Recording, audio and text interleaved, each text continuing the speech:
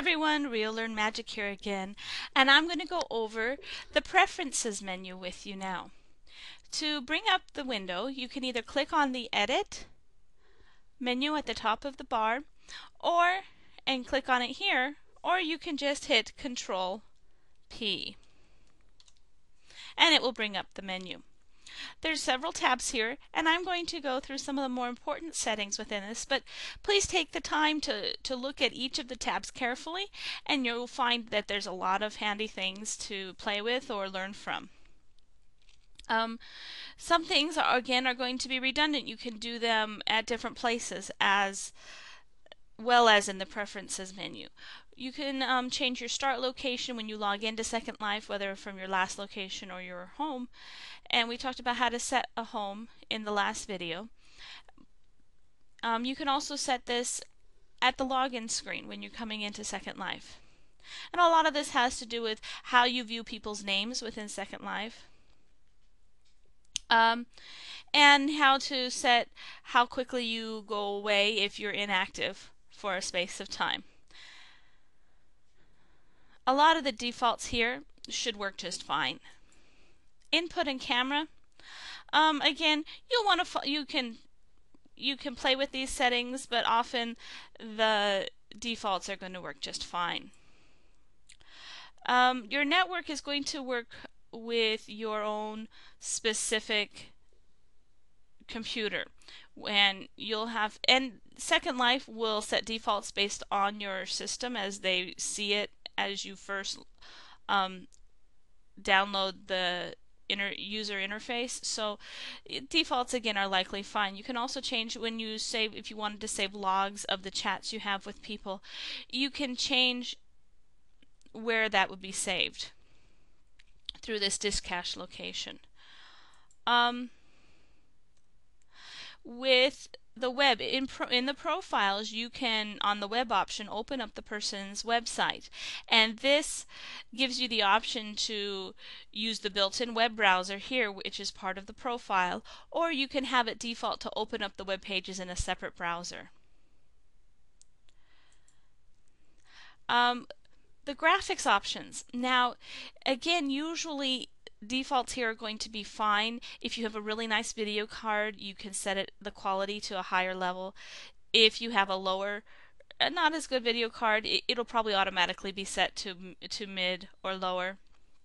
You can click the custom, and there are a lot of things you can change how you view them or how quickly they res within Second Life.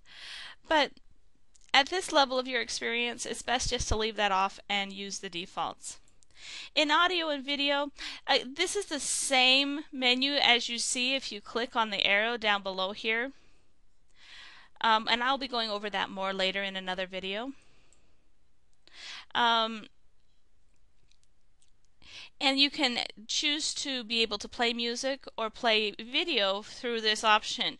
The media, which is the video, often can be create a lot of lag, and so unless you're specifically going to a place to view something for a specific purpose, it's good to leave these unchecked.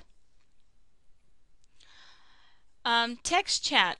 This determines how your communicate box appears, and what color and style the words that appear in the lower left corner of your screen are when you're chatting with friends.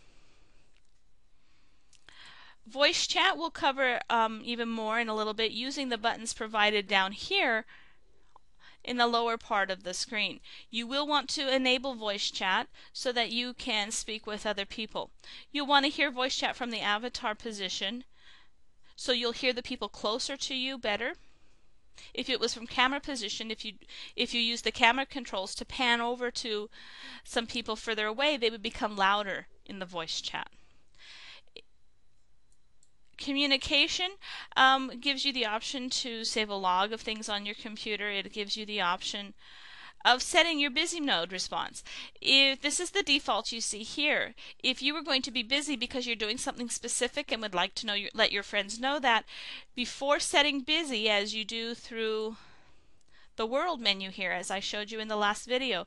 You can make it say something specific, like I'm busy building and I'm in another program as I work on textures. You can have it say, I've stepped away from my computer for a moment to feed my child dinner, or something like that. If you choose not to log out of Second Life, this gives a quick way to explain to people where you are and when you'll be back.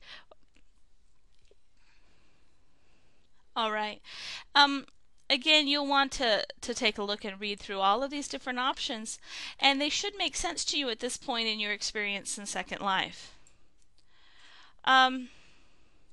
Pop-ups in affect what are the blue things you see in the corner here. You want to have some of the pop-ups show, and you'll work with this as you have additional time in Second Life. Your experience will tell you what you like and what you don't like, and can work with the settings here. This is simply changing the color and of how things appear. Default was the only option for a long time, but with one of the more recent changes and they've made with the Second Life user interface, you now have a second option of how your user interface can look. And that, in general, is the preferences menu.